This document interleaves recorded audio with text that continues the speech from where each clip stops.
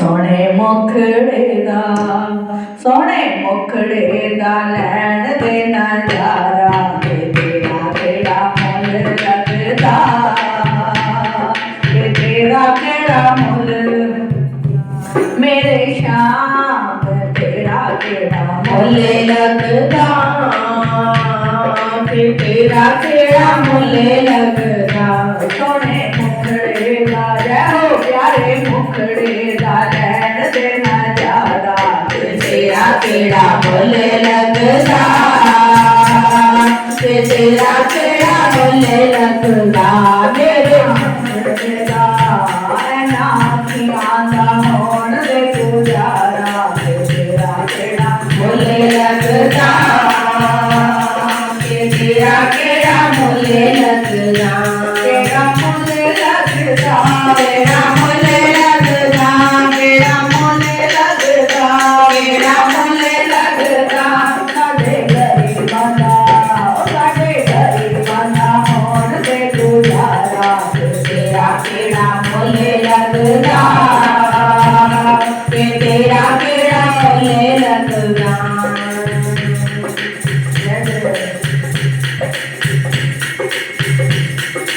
रोक तेरे दिन खैर मना रोक तेरे दिन खैर मना तू तक रात में वारी जावा तू तक रात में वारी जावा वारी जावा वारी जावा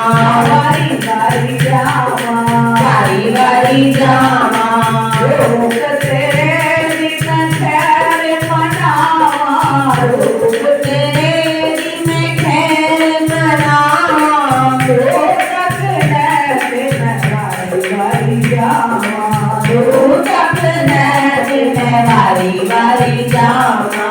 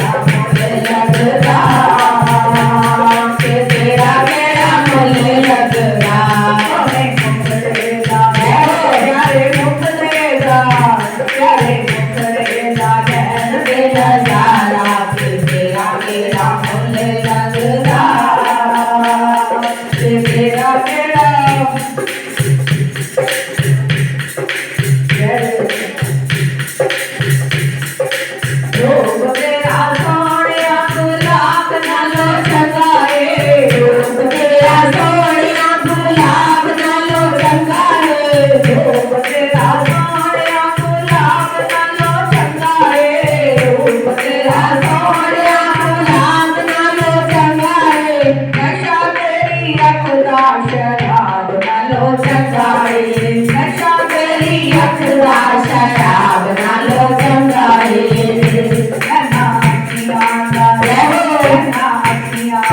होण दे गुजारा तेरा केड़ा मुल लगदा तेरा केड़ा मुल लगदा तेरा केड़ा मुल लगदा तेरा केड़ा मुल लगदा हुआ खोल के हुआ खोल के दुनिया दे करे सारा तेरा सारी दीदार करना तेरा सारी दीदार करना हुआ खोल के हुआ खोल के हुआ खोल के दुनिया दे करे सारा तेरा सारी दीदार करना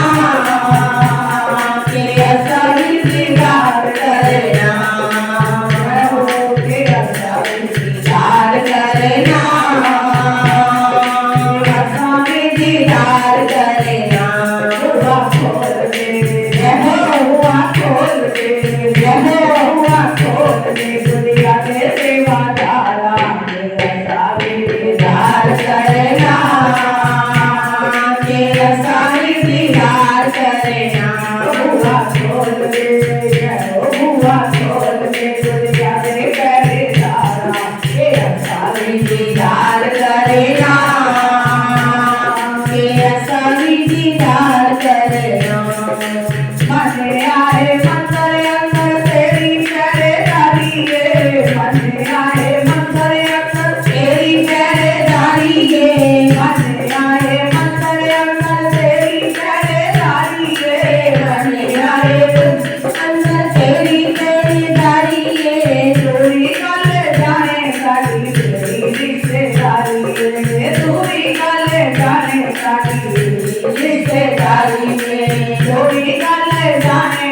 सारी रिश्तेदारी रे दूरी गल जाए सारी रिश्तेदारी रे हमसे मिले आए हमसे मिले आए हमसे मिले आए सानो द्वारा इंतजार करना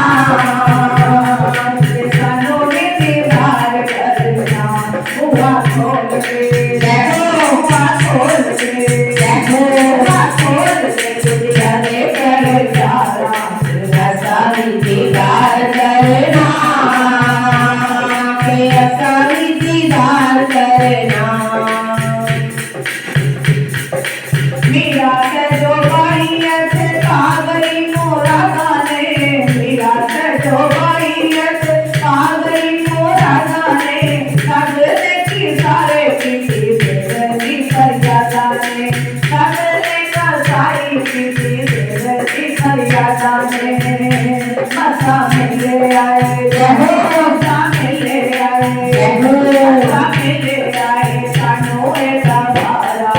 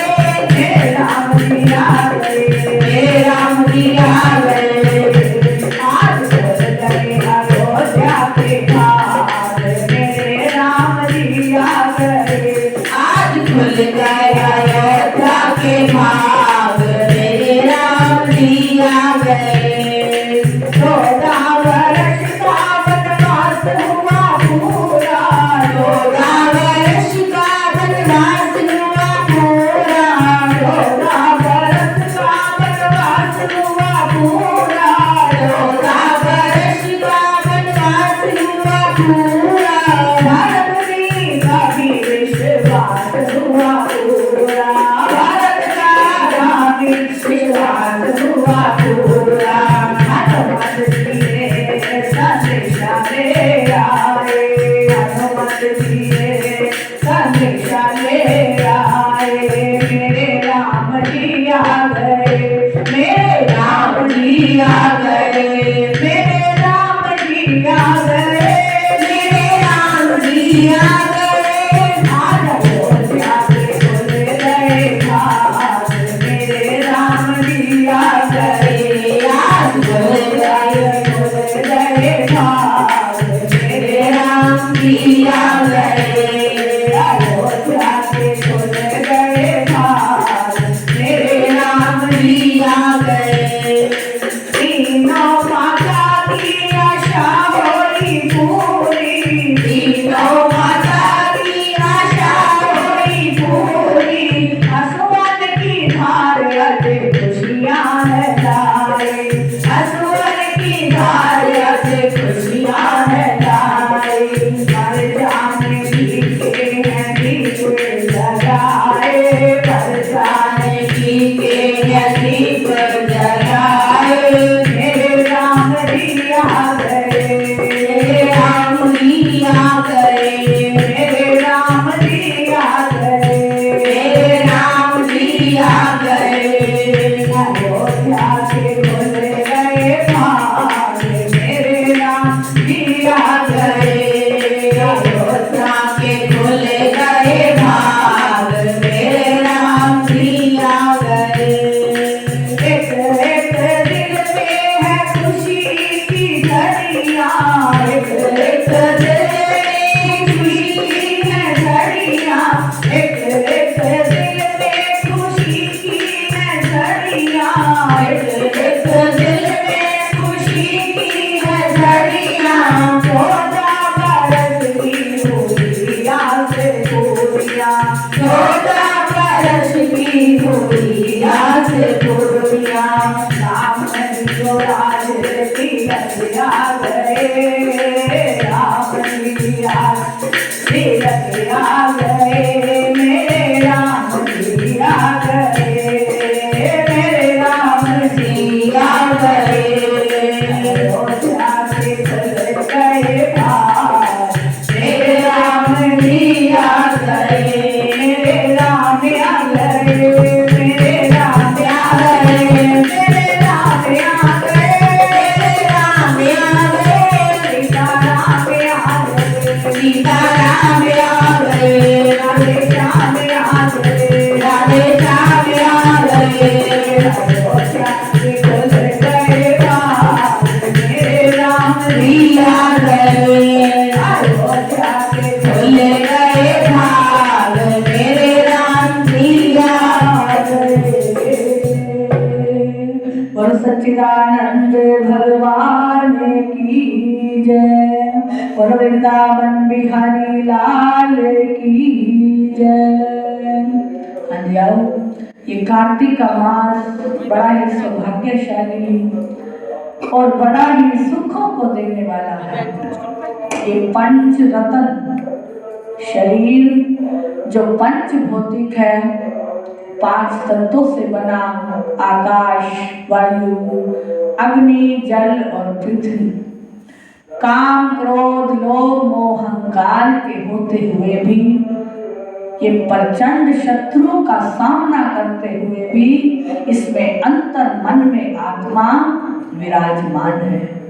ये हमारा पंच भौतिक शरीर हर कार्य को कर सकता है और सबसे बड़ा कार्य ये प्रभु के मिलाप का करता है।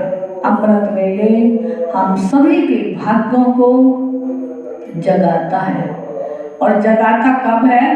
जब हम मन से संकल्प कर लेते हैं कि हमने उठकर अमृत वेले प्रभु के दर्शन पाने हैं। तो आओ हम बड़े ही सौभाग्यशाली गुरु चरणों में आए। सतगुरुदेव की कृपा हम पर अक्सर हर पल बरस रही है।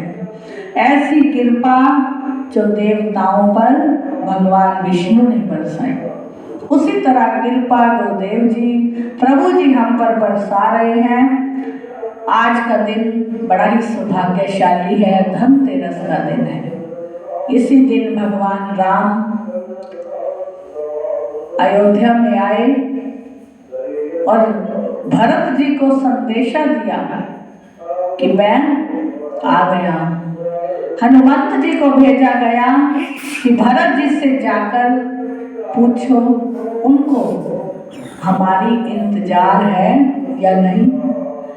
लेकिन जब हनुमान जी ने जाकर देखा तो वो भरत जी राम जी के विलाप में, आस में, इंतजार में इतने व्याकुल हैं कि उनके प्रेम के अश्रु बह रहे हैं कि मेरे राम कब आएंगे।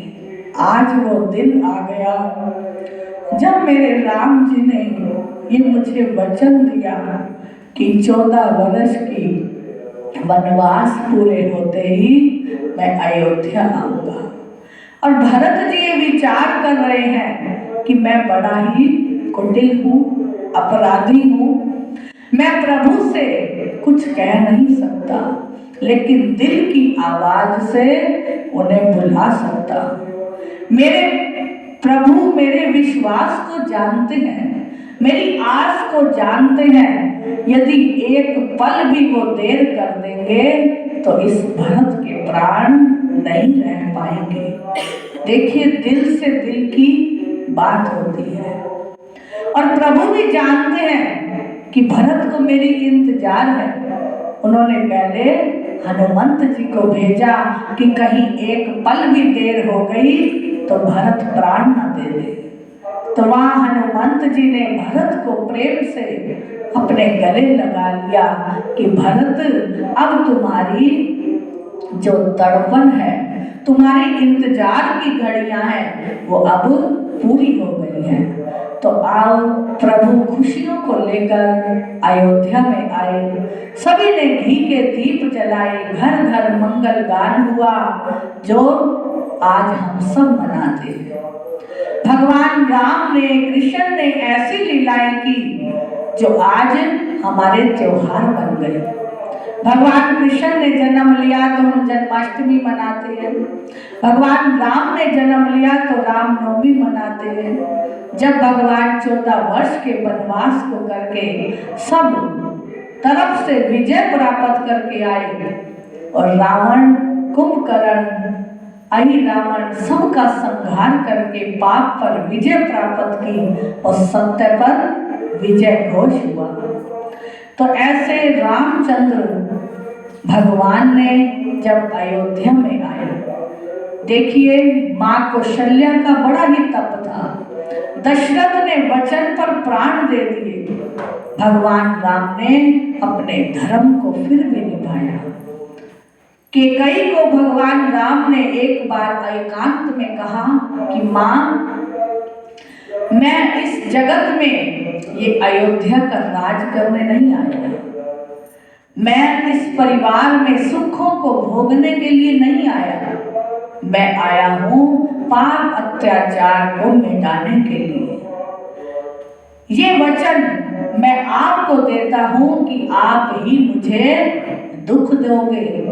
आज के बाद ऐसा प्रसंग इस अयोध्या में होगा कि आपका नाम अपयश में आ जाएगा। कैकेयी ने कहा कि मुझे मंजूर है। माँ कैकेयी निंदा योग नहीं है, माँ कैकेयी का भी बलिदान है।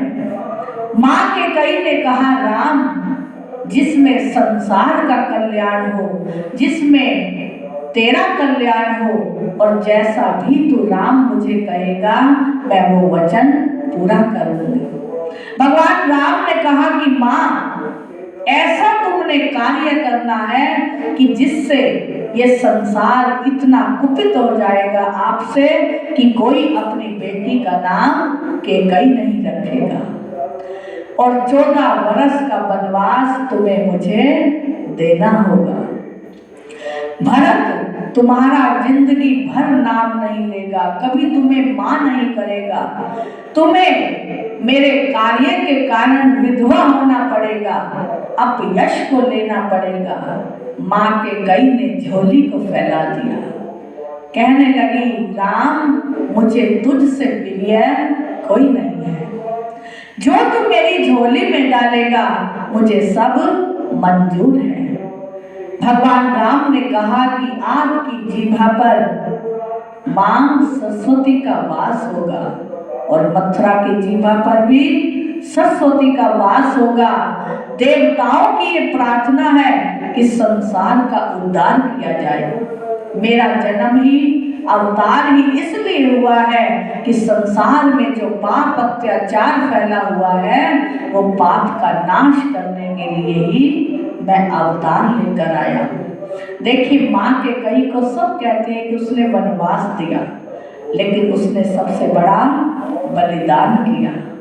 उसने अपने पुत्र को नहीं बताया कि मैंने राम को वचन दिया था, लेकिन भगवान राम ने जब कहा कि मेरी खातिर तुम्हें दशरथ से 2 वरदान मांगने होंगे, एक तो भरत को राज तिलक और दूसरा राम को वनवास, उस समय के कई भी भाव विभोर हो गए, प्रेम में अश्रु बह गए। के कई के कहने लगी राम मुझसे ये नहीं होगा। के कई ने जब ऐसा कहा तो भगवान ने कहा कि तुम मुझे वचन दे चुकी हो, तुमने मुझे वचन दे दिया है, और लेकिन रघुकुल की ये रीत है, रघुकुल रीत सदा चली आई, प्राण जाए पर वचन न जाए। मैं संसार का उद्धार अकेला नहीं कर पाऊंगा, आपको मेरा साथ देना होगा। तो देखिए भगवान राम ने कैकेयी को कभी भी कुदृष्टि से नहीं देखा। चाहे लक्ष्मण को क्रोध आता, सब प्रजा को क्रोध आया, दशरथ ने भी कहा कि कैकेयी तूने माता का दर्जा ही खत्म कर दिया, लेकिन कैकेयी ने अपना प्रण पूरा किया। राम ने जैसा भी कहा कैकेयी ने वैसा ही किया। तो आइए, ये कार्तिक का मास बड़ा ही सौभाग्यशाली है जो हमें मर्यादाओं को सिखाता है कि हमें जीवन में कैसे मर्यादा पर चलना है।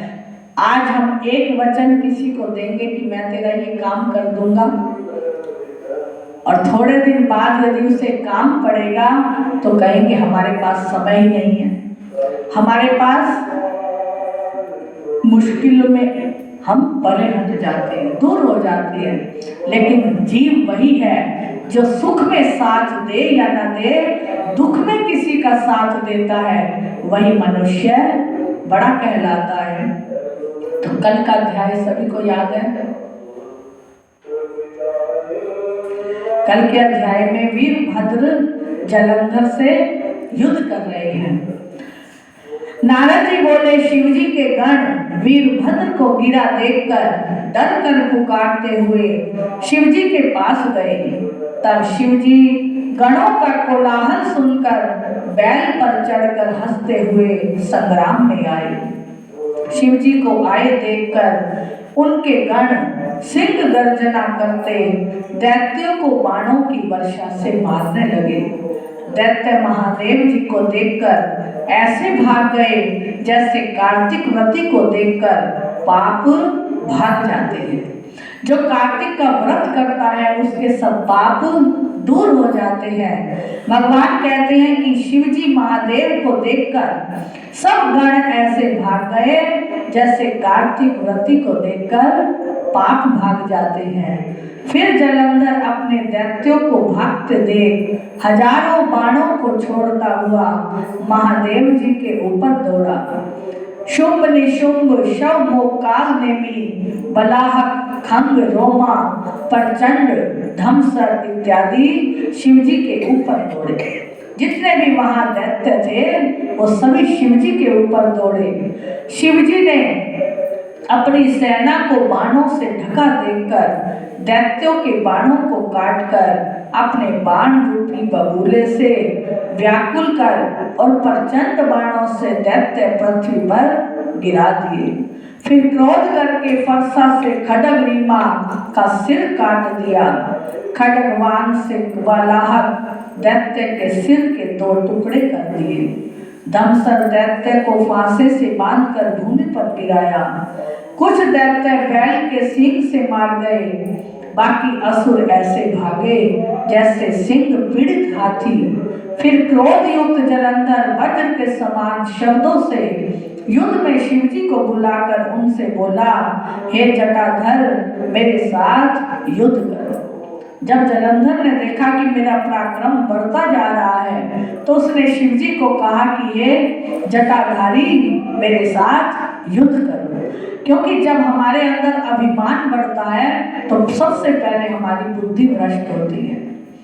अब देखिए, भगवान शंकर को कह रहा है जटाधर कि तुमने जटा को धारण कर रखा है, और शिवजी फिर भी भोले भाले बनकर कुछ नहीं कह रहे।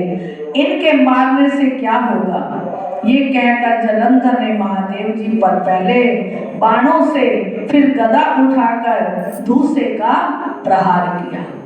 शिवजी को वह कहने लगे कि इन बाणों से कुछ नहीं होगा, तुमने प्रहार करना है तो मुझ पर करो। फिर महादेव जी ने हंसकर अपने बाणों से उसके बाणों को काटकर 7 बाणों से उसके ध्वजा, छत्र और धनुष को काट दिया और गदा के 2 टुकड़े कर दिए। फिर बाण मारकर इसको 1 कोस हटा दिया। अब जलंधर ने शिवजी को अधिक बली समझकर उनको मोहित करने वाली गंधर्वी माया रची। फिर गंधर्व अप्सराएं नाचने और गाने लगी। सब ताल, वेणु और मृदंग बजाने लगे।